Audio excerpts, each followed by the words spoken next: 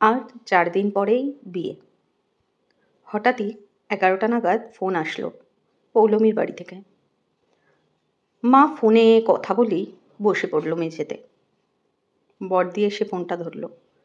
কিছুক্ষণ পরে ফোনটা আস্তে করে রেখে দিয়েই বলল, সর্বনাশ হয়ে গেছে, সর্বনাশ, ভাই গিয়ে না করে এসেছে বিয়েতে। আয়ুষ বাড়িতে ফিরেই সবার মুখ চোখ দেখেই বুঝতে পারল সবাই জেনে গেছে কথাটা। বলে উঠল, আমি কিছুতেই নিজেকে বোঝাতে পারছি না বিয়ের জন্য। আমি পৌলমীকে না করে এসেছি। সবাই হতবাক হয়ে রইল। এইসব নাটক বন্ধ করো। আমি 5 তারিখের ফ্লাইটেই ফিরে যাচ্ছি, টিকিট কেটে নিয়েছি। বাড়িতে রীতিমতো মেঘ জমেছে, বিদ্যুৎও চমকাচ্ছে। এক পশলা বৃষ্টিও হলো, কিন্তু কেউই আয়ুষকে রাজি করাতে পারল না বিয়েতে।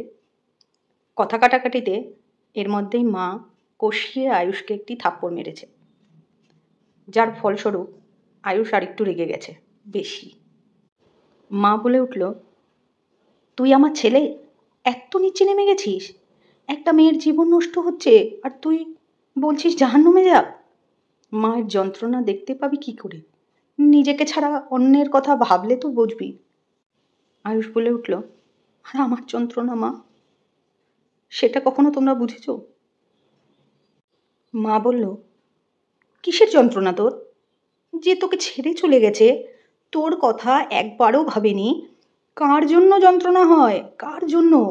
যে বেঁচেই নেই তার জন্য অপেক্ষা করছিস, চোখের জল নাকের জল এক করছিস, আর যারা কাছে আছে তাদের কি? কি তাদের বল? মরে গেলে ভাববি তো? ঠিক আছে, মরেই যাব আমি, এক্ষুনি মরে যাব। তুই দেখ, তোর চোখের সামনেই মরবো।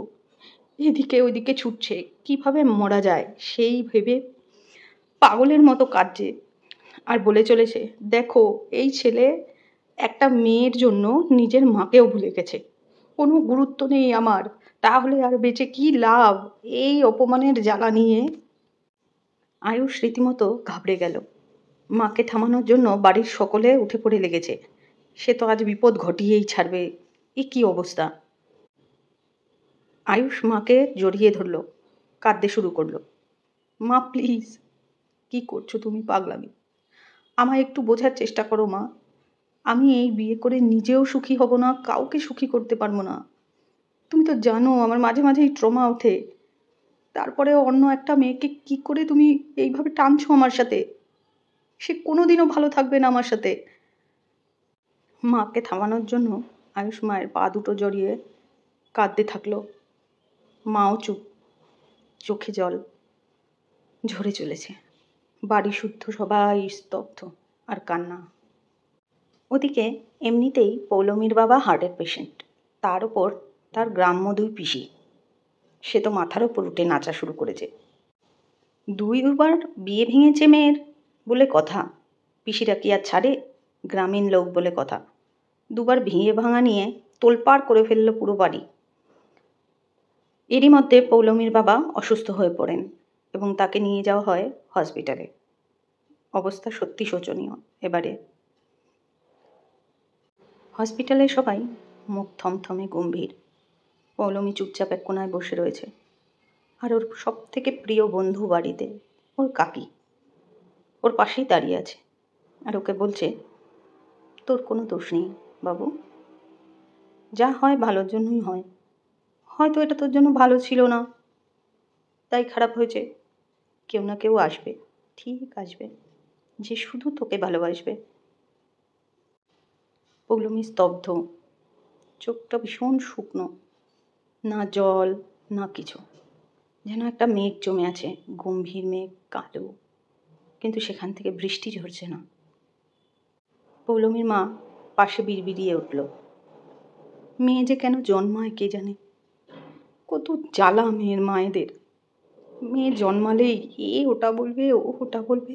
আজ দেখো আমার সিঁদুরই উঠে যাচ্ছে। কাশ মেয়ে জন্মই দিতাম না, বাজা থাকতাম ভালো হতো। পৌলমী 1 পা 2 পা করে উঠে দাঁড়ালো, হাঁটতে শুরু করলো। হসপিটাল থেকে বেরিয়ে কোথায় যেন চলে গেল। ওর কাকিমা ওর পেছনে কিছু দূর গেল, কিন্তু পৌলমী ওর কাকিমাকে বলল, চিন্তা করো না, আমি এখানেই আছি, ফিরে আসবো একটু বাদে। রাত প্রায় 10টা, 10:30। আয়ুষের বাড়িতে বেল বেজে উঠল। আয়ুষের মাসিমণি দরজা খুলল। এ কি রে তুই? বাইরে এত ঝড় বৃষ্টির মধ্যে কার সাথে এসেছিস? বাড়িতে সবাই খেতে বসেছে। আয়ুষ ছিল ওপরের ঘরে।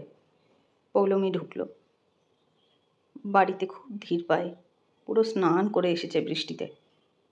চোখে জল, বৃষ্টির নয়, কারণ বৃষ্টির জল চোখ থেকে গড়িয়ে আবার চোখে ভরে ওঠে না শুকনো ছাদের নিচে। কাঁদছিল পৌলমী। বড়দি এসে জানতে চাইল, কিরে কী হয়েছে, এত রাতে কাউকে সাথে নিয়ে এসেছিস? পৌলমী মাথা নাড়িয়ে উত্তর জানালো, না। মুখে বলল, আয়ুষ আছে, বেশি সময় বিরক্ত করব না। শুধু কথাটা শেষ হওয়ার আগেই পিসিমা বলে উঠল, আছে। অর্ক যা তো দাদার ঘরে, দাদাকে ডেকে দে। বড়দি বলল, তুই ওর ঘরে গিয়েও কথা বলতে পারিস, অসুবিধে নেই কিছু, কিন্তু আগে মাথাটা মুছে নে, ঠান্ডা লেগে যাবে। জামাটা চেঞ্জ করে নে, পুরো ভিজে গেছিস যে। পৌলমী বলল, না, আমি ওকে কথাটা বলেই চলে যাব। মাসিমণি বলল, এত রাতে কিসে যাবি, একা যাবি? না না, তা হয় নাকি? এ কথা বলতে বলতেই আয়ুষ নিচে নেমে আসলো। আয়ুষ বলল, এত রাতে তুমি? কিছু দরকার থাকলে ফোন করতে পারতে। পৌলমী এতক্ষণ মাথা নিচু করেছিল, এবারে মাথা তুলে তাকালো। চোখে তখনও জল ঝরছে। তোমার জন্য আমার জীবনে কি ঝড় উঠে গেছে সেটা তো তুমি ফোন করলে দেখতে পেতে না। আয়ুষ বলল, ওহ, তার মানে তুমিও আমার ইমোশনাল ব্ল্যাকমেল করবে, তাই তো? পৌলমী বলল, আমার তো সব দিক অন্ধকার হয়ে গেছে, আমি আর কাকে কি করব? কেন করলে এটা? আমি তো তোমার কোনো ক্ষতি করিনি। তাহলে কেন করলে বলো? আয়ুষ বলল, আমার পক্ষে এই বিয়ে করা সম্ভবই নয়, কারণ আমি তোমাকে কোনো দিন স্ত্রী বলে মানতেই পারবো না। কেন বুঝতে পারছো না তোমরা? জীবনটাই তোমার নষ্ট হয়ে যাবে। পৌলমী বলল, থ্যাংক ইউ আমার কথা এত ভাবার জন্য। ক্ষতির কিছু বাকি রেখেছো বুঝি? আয়ুষ বলে উঠল, কি চাও তুমি? পৌলমী বলল, তুমি একবার বলে দাও বিয়েটা করবে প্লিজ। আয়ুষ বলল, আরে ও ম্যাড, কেন হ্যাংলামি করছো? এত অপমান করছি তারপরেও তোমার প্রতি ধারণাটাই বদলে দিলে। মেজদি কিছু বলতে যাচ্ছিল দুজনের মাঝে, কিন্তু পিসি থামিয়ে দিলেন। পৌলমী ফুপিয়ে কেঁদে উঠল। হ্যাঁ, হ্যাংলাম করছি করছি কারণ আমার বাবা হসপিটালাইজড, হার্ট অ্যাটাক করেছে। এই বিয়েটা না হলে বাবা মরে যাবে। সবাই জানো, তাই বলছে আমাকে। তুমি তো জানো আমি তুমি কোনোদিন এরকম কোনো সম্পর্ক নেই আমাদের দুজনের মধ্যে, কিন্তু সব খারাপ কথা আমাকেই কেন শুনতে হচ্ছে বলো? শুধু আমি মেয়ে বলে। আয়ুষ পৌলমীর চোখের দিকে তাকিয়ে একটু ভাবুক হয়ে গেল। ওর মনটা খুব খারাপ হয়ে গেল ওকে দেখে। মেয়েটা তো এরকম দেখিনি, মুহূর্তের মধ্যে কেমন বদলে গেছে। সব কি আমার জন্য হচ্ছে? আমি কি দায়ী এর জন্য? আয়ুষ মনে মনে ভাবল। আয়ুষ কিছু না বলেই সিঁড়িতেই ওপরে চলে গেল। পৌলমী বুঝল, না, ও আর ফিরবে না। যুদ্ধটা আমার নিজের সাথে, নিজেকেই লড়াই করতে হবে। এমন সময় পৌলমী মন থেকে ভেঙে পড়ল।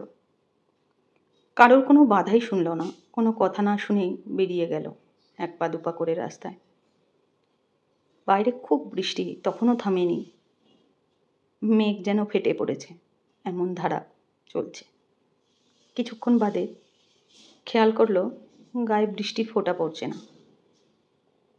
ঘুরে তাকিয়ে দেখলো আয়ুষ ছাতা ধরে আছে। আয়ুষ বলল, সরি, আমার জন্য এত কিছু সাফার করতে হয়েছে তোমাকে। চেষ্টা করছি যাতে আর ক্ষতি না হয়। পৌলমী স্থির হয়ে দাঁড়িয়ে রইল আয়ুষের দিকে তাকিয়ে। আয়ুষ পৌলমীর হাতে ছাতাটা ধরিয়ে গাড়ি আনতে ছুটল। নিজের গাড়িটা এনে পৌলমীকে নিয়ে সোজা হসপিটাল। সবার কাছে ক্ষমা চেয়ে সবাইকে বুঝিয়ে মানিয়ে বিয়ের প্রস্তুতি নিতে বলল। বিয়ে, বৌভাত সব নির্বিঘ্নেই কাটল। খুব হইচই দুই বাড়িতে। পৌলমীর বাবা ডেঞ্জার জোন থেকে বেরিয়ে আসলেও বাড়িতে ফিরতে পারলেন না, কারণ তিনি এখনও সুস্থ নন। যখন তখন আরেকবার অ্যাটাক হতে পারে, ডাক্তার বলেছেন। বৌভাতের রাতে আয়ুষ ঘরে ঢুকে দেখল পৌলমী খাটের এক কোণে শুয়ে আছে।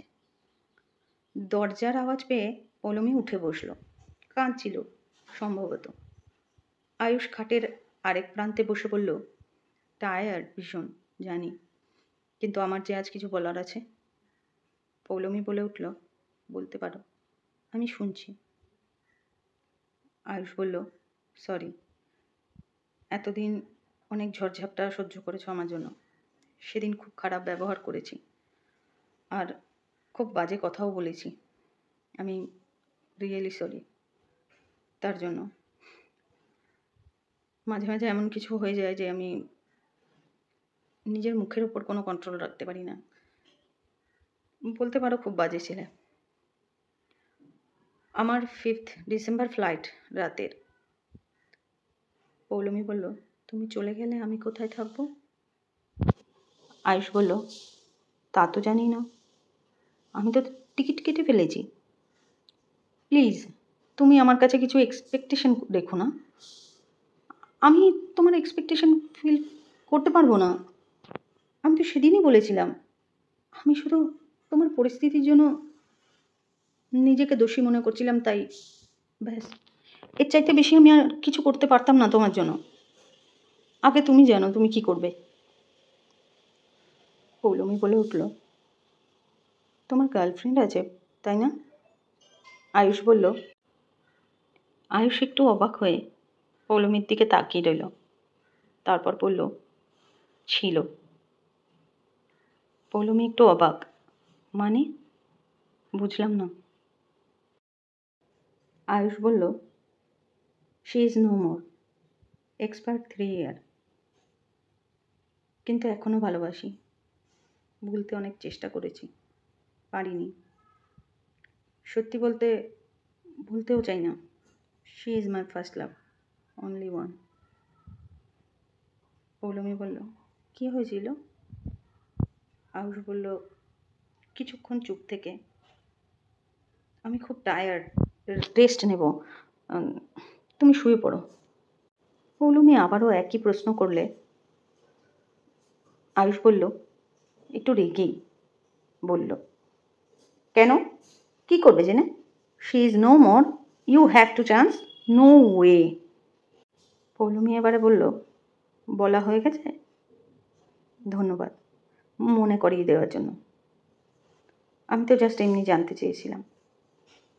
তোমার বলার ইচ্ছে না থাকলে বলো না।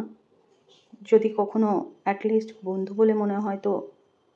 মনে মনে বলল, তোমার পাশেই থাকবো, তুমি না চাইলেও তোমাকে ভালোবাসবো। আয়ুষ গিয়ে ঘরের সোফায় শুয়ে পড়ল, বালিশ ও চাদর নিয়ে। পরের দিন সকালে সবাই একটু লেটেই উঠল।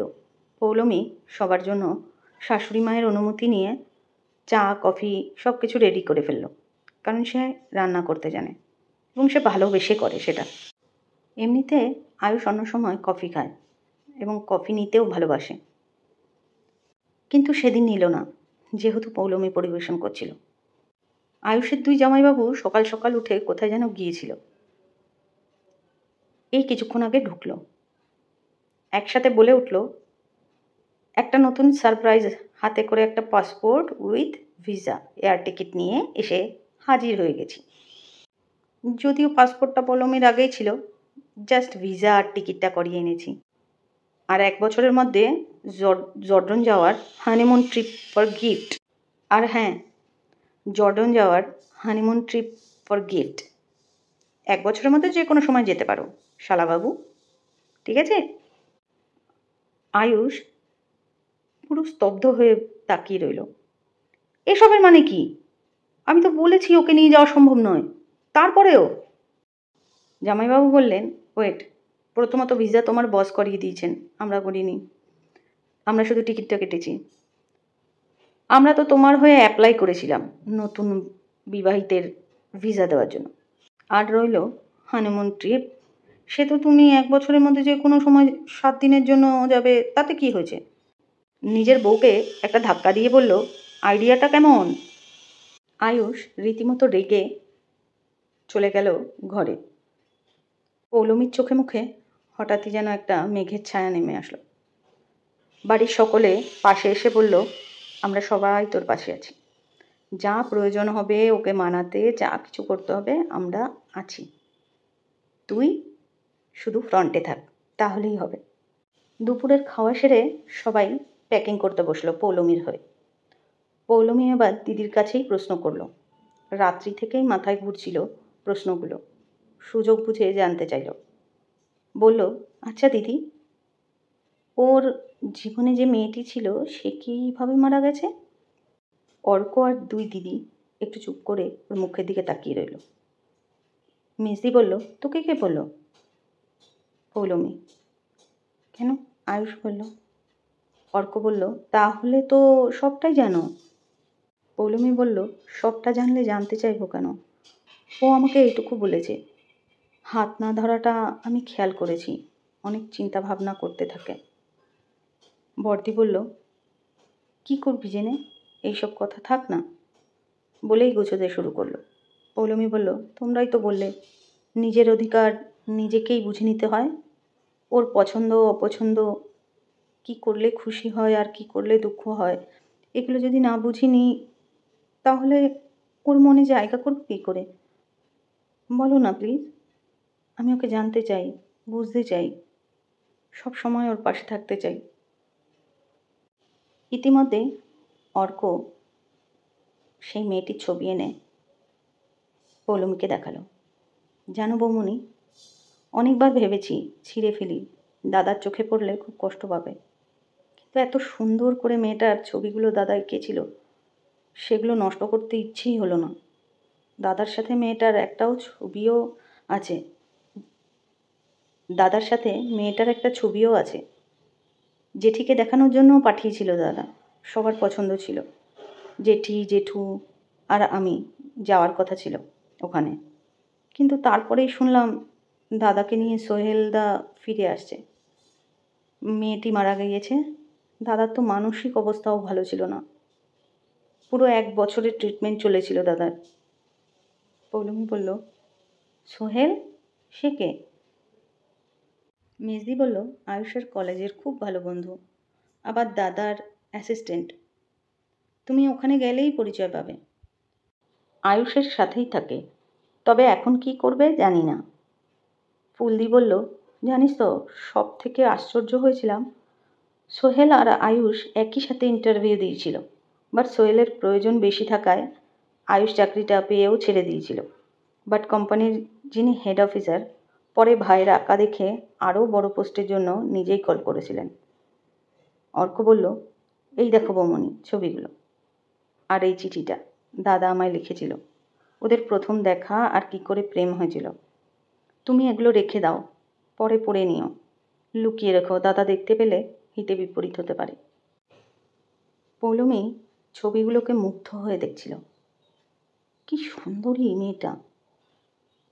মেজদি বলল, শুধু সুন্দরী নয়, ভীষণ ভালো শুনেছিলাম, একদম বাঙালিয়ানা, মা নাকি বাঙালি ছিল। কথাও বলেছিলাম ফোনে, দারুণ বাংলা বলতো, একটা টান ছিল কেমন কথার মধ্যে, বাট ভালো লাগতো শুনতে। আয়ুষ সন্ধ্যাবেলা বেরোলো রাস্তায়, বাড়ির হইচই ভালো লাগছিল না, তাই ঘন্টা 2-3-এর জন্য সুযোগ পেয়ে ঘরে দরজাটা বন্ধ করে পৌলমী বসলো চিঠি খুলে। পৌলমী চিঠিটা খুলে বসলো, পড়তে শুরু করলো। একে তো ফার্স্ট ক্লাস পেয়েছিলাম, তার উপর মোটা টাকার চাকরি, তাও বিদেশে, অফিসার র্যাঙ্কের জব, সোহেলের ব্যবস্থাও করতে পেরেছিলাম দেখে খুশির দ্বিগুণ ছিল। থাই এয়ারলাইন্সের চাকরি বলে কথা। জানিস তো অর্ক, এর আগে কোনোদিন ফ্লাইটে চড়িনি। সেইবার প্রথম ফ্লাইটে করে আমি অফিস জয়েন করতে যাচ্ছি। এটা আলাদাই আলাদাই একটা আনন্দ ছিল। প্রথম অভিজ্ঞতা ফ্লাইটের। একটু ভয় লাগছিল, খুব কষ্ট হচ্ছিল বাড়ির সবার থেকে, মায়ের থেকে দূরে যাওয়ার। অফিস থেকে আমার পিএ হিসেবে অ্যাপয়েন্টমেন্ট করলো সোহেলকে। আমার দেখাশোনা আর আমাকে অ্যাসিস্ট করাই ওর কাজ। আমার সাথে বসের তেমনই ডিল হয়েছিল। ওই আমাকে এয়ারপোর্টে সঙ্গ দিল। এয়ারপোর্টে ফ্লাইট ছাড়ার ঠিক কিছুক্ষণ আগে আমি সোহেলকে বলে দিলাম যে আমার ভীষণ পেট ঘোটাচ্ছে, জানিস তো ভাই, ভয়ে। আরে অস্বস্তি হচ্ছে, কি করি বলতো? সোহেল বলল, ভয় নেই, আমি তো আছি। ফ্লাইটের এয়ার হোস্টগুলো দেখলে ভাই সব ঘোটালা চলে যাবে। বাই দি ওয়ে, তোর কোনো গার্লফ্রেন্ড হয়েছে? আমি বললাম, না রে, এখনও তেমন খুঁজে পাইনি। মনে ঠিক দাগ কাটেনি কেউ, বুঝলি সোহেল। যাকে যাক, সোহেল বলল, থাকলেও ভুলে যাবি। থাই মেয়েটা যা সুন্দর আর সেক্সি না ভাই, একটু পরেই সেটা বুঝতে পারবি। তখন আগে পিছে সব ভুলে যাবি। আমিও বললাম, আচ্ছা বেশ, দেখা যাক কেমন ভোলাতে পারে তোর থাই গার্লস। আমি সোহেলকে অনুসরণ করলাম ফ্লাইটে পা রাখতেই সব সুন্দরীরা সোয়াদিকাম সোয়াদিকাম বলে অভ্যর্থনা জানাচ্ছিল। আয়ুষ হঠাৎই একটি মেয়েকে চোখে পড়ল। বিশেষ করে মুখটা লোকের মাথার আড়ালে ঠিক দেখতে পেলাম না। কথা বলছিল কারোর সাথে, শুধু চোখ দুটো দেখলাম আর দাঁড়িয়ে পড়লাম। অসম্ভব আকর্ষণ চোখে। আমার বুকের ভেতরে হু হু করে ঠান্ডা বাতাস বয়ে গেল। আমি এক পা দুপা করে চললাম ওর দিকে। কিছুতেই মুখটা দেখতে পাচ্ছি না, এত ভিড় ফ্লাইটের ভেতর, যেন বাসে উঠে গেছি। এক ঝলক দেখতে পেলাম, আর অমনি সোহেল পেছন থেকে টান দিয়ে নিয়ে গেল ভিআইপি রোতে। সোহেলের ওপর এত রাগ হচ্ছিল কি বলবো, বলেই ফেললাম, শালা তুমি একটা বয়াকার লোক। সোহেল বলল, দেখ আয়ুষ, গালি নয় কিন্তু, চুপ কর। যাও দেখতে পেলাম, তোর জন্য ভালো মতো দেখাই হলো না। গালি দেবো না তো পুজো করবো তোকে। সোহেল বলল, কি দেখলি? আমি তো তোর ভালোর জন্য টেনে আনলাম এখানে, না হলে লোকের মাঝে গলা ধাক্কা দিলে ভালো হতো, বুঝে যেতিস। কি দেখছিলি? মেয়ে? আমি একটু মুখ বেজার করে বললাম, কিছু না। চুপচাপ নিজের সিট নিয়ে বসে পড়লাম। সোহেল বসলো আমার পাশে। মুখ ঘুরিয়ে জানালার বাইরে দেখার চেষ্টা করলাম। কিছুই দেখতে পেলাম না, রাতের অন্ধকার ছাড়া। অগত্যা বুক পকেট থেকে একটা ছোট্ট খাতা বের করলাম আর একটা পেন্সিল। আর্ট কলেজের অভ্যাস, আঁকতে গিয়ে বারে বারে সেই চোখ দুটো ভেসে উঠছিল, তাই এক মনে ওটাই আঁকতে শুরু করলাম। সোহেল হঠাৎ প্রশ্ন করে উঠল, ইনি আবার কোন দেবী ভাই? আমি বললাম ওর কথায় হেসে, আমার মনের। সোহেল বলল, আচ্ছা, একে দেখতেই অন্য প্রান্তে হাঁটা হয়েছিল বুঝি? মানতে হবে বস, একেই বলে আর্টিস্টিক আইস। এমন সুন্দরী দেবীরা আর্টিস্টের চোখেই ধরা দিয়ে থাকেন। না হলে আমি এত মাস ধরে ফ্লাইটে যাতায়াত করছি, আমার চোখে তো পড়েনি ভাই। আমি একটু মুচকি হেসে চুপ করে রইলাম। বেশ কয়েক ঘন্টা বাদে ফ্লাইট ছাড়ল। ওপরে উঠতেই পুরো কলকাতা শহরের রাতের কৃত্রিম আলো চোখে পড়ল। দারুণ লাগছিল। সত্যিই তিলোত্তমা কলকাতা। রাত্রি তখন 2 PM। দেখতে দেখতে খাবার আসলো, সাথে ড্রিঙ্কস। আমি কিছুই নিলাম না, কেবল একটা পেপসি ক্যান ছাড়া। মনটা বড় উচপিচ করছিল মেয়েটিকে আরেকবার দেখার ইচ্ছায়। কখন যে হঠাৎ চোখ বন্ধ হয়ে আসলো বুঝতেই পারলাম না। আচমকা ঘুম ভাঙল এক অদ্ভুত যন্ত্রণায়। কানের মধ্যে কেমন যেন একটা যন্ত্রণা হচ্ছে, মাথাটা মনে হলো ফেটে যাবে। কিছুক্ষণ সহ্য করার চেষ্টা করলাম, কিন্তু যন্ত্রণাটা আরও বেড়ে গেল। এবারে সহ্য করতে না পেরে দুকান চেপে ধরে দিলাম চিৎকার। আশেপাশে সবাই প্রায় হকচকিয়ে গেল। সোহেল হাবার মতো তাকিয়ে রইল আমার দিকে, কিছুই বুঝলো না। এদিকে আমি কান আর মাথার যন্ত্রণায় চিৎকার বন্ধ করি না। চোখ দিয়ে জল বেরিয়ে আসলো ব্যথার চোটে।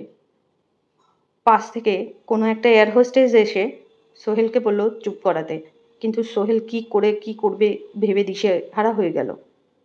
বাধ্য হয়ে মেয়েটাই আমার মুখ চেপে ধরল।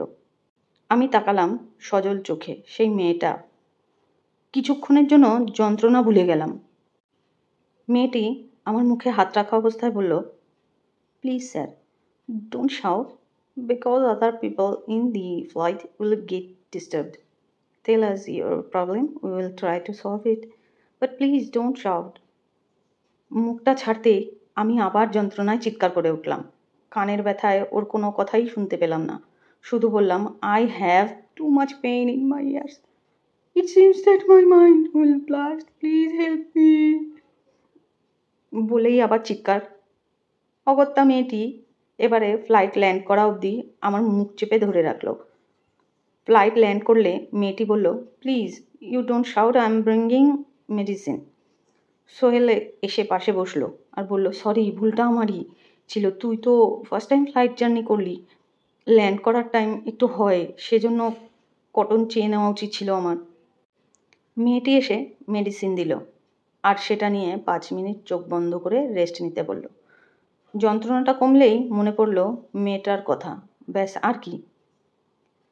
সোহেল, মেয়েটা তো পাশেই দাঁড়ানো, নামটা জিজ্ঞেস কর না।